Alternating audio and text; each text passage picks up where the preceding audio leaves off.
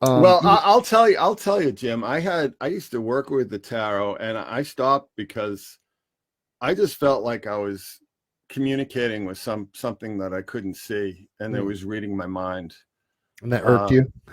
it got to be kind of unsettling Mm. in a way, because I would think something, and then I'd draw the cards, whatever, and it was just mirroring back my thoughts in like real time.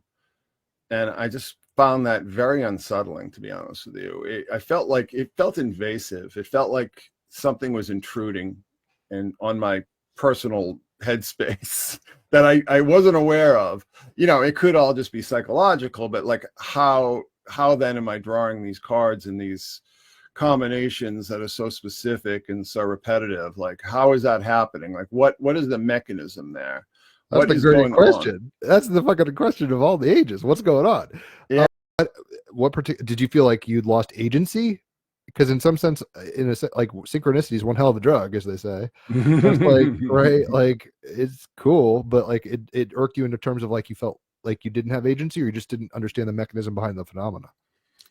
Well, I felt, like I said, it felt like a violation, and I wasn't, I had no concept of what was on the other end of the phone. Like, you know what I'm saying? It's like I'm having this discussion with something that's reading my mind that I can't see.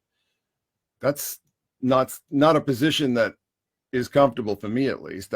Some people might think it's cool, but if you've had enough experiences with the paranormal and stuff, you start to realize that it's not a game. Mm. And I've written extensively about this. Um, People think it's a toy. People think it's a game. And I've been telling people for years it's not. It's real and it's serious.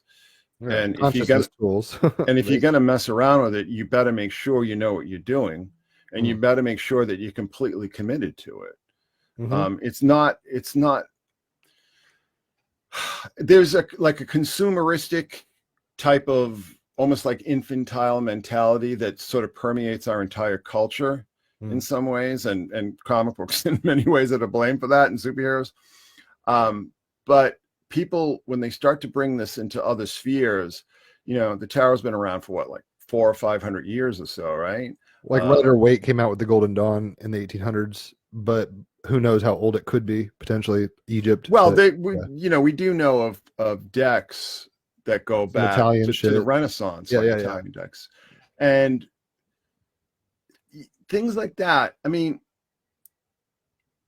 what is the mechanics behind it? I don't know. I don't understand it. And I you don't know asked if me like, anybody knows. you asked me like ontologically how I would describe this stuff. Well, at this point in my life, in this point in my journey, let's say, I don't try to describe it. I don't try to explain the paranormal or synchronicity or anything like that, because you always end up with bad explanations, Mm-hmm.